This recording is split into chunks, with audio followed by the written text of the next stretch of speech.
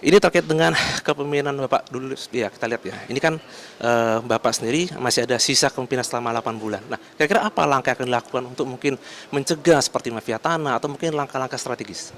Ya, terima kasih.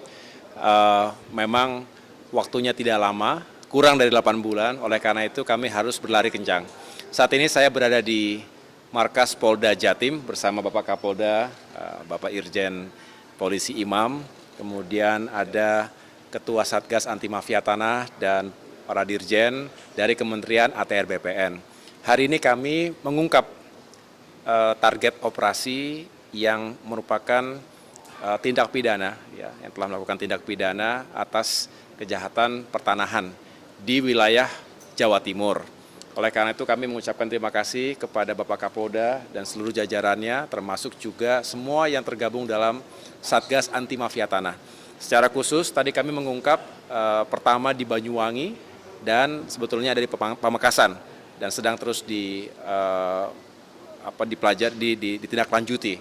Tetapi yang untuk Banyuwangi secara khusus tadi kita sudah sampaikan ke depan publik bahwa ada 2 yang sudah menjadi tersangka ya, bahwa ini benar-benar telah merugikan masyarakat yang menjadi korban, potensi kerugiannya sebesar kurang lebih 17 miliar rupiah.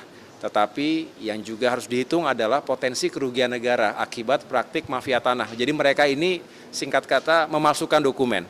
Jadi capnya, tanda tangannya memalsukan, PU ya, kepala dinas ya, kepala dinas PU, kemudian mereka sudah punya site plan dan lain sebagainya yang jelas telah merugikan korban. Dan kita juga menduga berdasarkan laporan dari kantor pertanahan kami di Banyuwangi, kemungkinan ada 1.200-an lagi yang serupa, artinya bisa dibayangkan kalau kerugian negara, karena tadi tentunya tidak akan bisa mendapatkan bea dan pajak yang masuk ke negara, sekitar 500 juta kerugian negara untuk satu kasus ini, bayangkan kalau ada 1.200 kasus lainnya. Jadi besar dan ini harus kita cegah dan harus kita tindak dengan tegas. Kami ingin kembali kepada hukum dan aturan yang berlaku. Ini juga berlaku bukan hanya di Banyuwangi, bukan hanya di Jawa Timur, tapi seluruh Indonesia. Kita ingin meyakinkan bahwa target tahun 2024 ini sebesar 82 target operasi, bahkan bisa lebih, yang bisa menyelamatkan potensi kerugian negara itu sebesar 1,7 triliun rupiah di tahun 2024, bahkan bisa lebih juga. Dan mudah-mudahan ini bisa kembali menegaskan negara dan pemerintah bersama ATR, BPN, polisian, kejaksaan, kami hadir untuk melindungi rakyat, menghadirkan keadilan dan tentunya mencegah kerugian negara. Menteri kan berulang kali Bapak menyebutkan perlu langkah sinergi seperti kerjasama dengan kepolisian dan kejaksaan. Sebenarnya apa sih pesan yang disampaikan? Kita ingin menguatkan pesan sekaligus komitmen. Jadi kami sudah menjalin kerjasama termasuk sinergi dan kolaborasi selama ini dengan baik. Tetapi tentu harus terus ditingkatkan, diperkuat.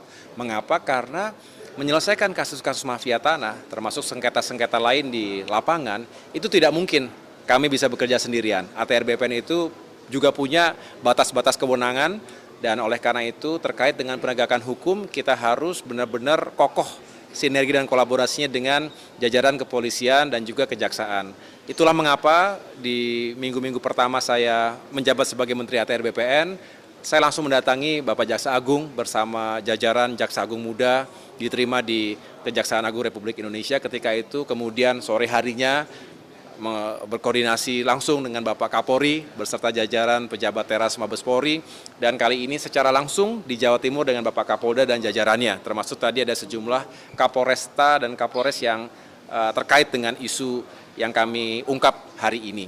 Yang jelas ini harus terus kita kokohkan sekaligus memberikan keyakinan karena masyarakat itu juga kadang-kadang ya kasihan ya, takut, ragu-ragu, mau melaporkan takut diintimidasi. Oleh karena itu tadi kami juga sampaikan kepada segenap anggota masyarakat dari manapun dan dimanapun berada, mohon tidak ragu-ragu untuk melaporkan jika ada hal-hal yang memang merugikan dirinya. Haknya dirampas, baik itu tanah maupun bangunan, ini sangat-sangat menyulitkan kehidupan mereka dan ini sangat tidak adil. Oleh karena itu kami ingin bersinergi, meyakinkan hukum tegak di negeri kita, tidak tidak tebang pilih, dan kita ingin meyakinkan semua bisa mendapatkan haknya dengan baik. Terakhir Pak Menteri, bila masyarakat ada yang terkena mafia tanah atau tanahnya diambil dari pihak lain, langkah apa yang harus dilakukan? Segera laporkan kepada pihak yang berwajib ya, di masing-masing Polres. Di tiap kabupaten kota ada Polres, ada Satgas anti mafia tanah, ada kepala kantor pertanahan begitu ya. Termasuk juga ada jajaran kejaksaan. Kita ingin pertama masyarakat punya awareness bahwa kalau ada masalah laporkan, tidak disimpan sendiri, karena lebih baik kita mencegah sejak awal daripada sudah terlalu jauh begitu. Nah, yang kedua, tentu kita juga menghimbau masyarakat untuk segera mengurus sertifikat tanahnya. Ada tentunya masyarakat yang belum punya sertifikat secara resmi, dan ini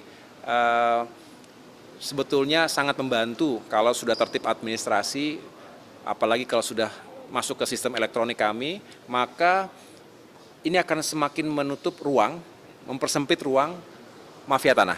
Ini harus kami terus edukasi, dalam arti terus menyampaikan ini kepada masyarakat, mensosialisasikannya agar semuanya punya awareness yang baik.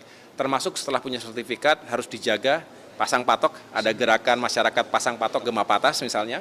Ini juga baik agar ya lebih jelas lagi gitu. Batasnya tentu harus sesuai dengan apa yang tertera dalam sertifikat, sehingga mencegah terjadinya overlapping antara satu pemilik dengan pemilik yang lain. Dan tentunya setelah itu tugas kami untuk melakukan check and recheck agar bisa segera mengidentifikasi atau deteksi dini kalau ada masalah-masalah. Tetapi kami sangat menghimbau jika ada permasalahan segera lapor cepat, kami akan segera tangani, tentunya bersama-sama dengan pihak kepolisian dan juga kejaksaan. Gitu. Download Tribun X sekarang, menghadirkan lokal menjadi Indonesia.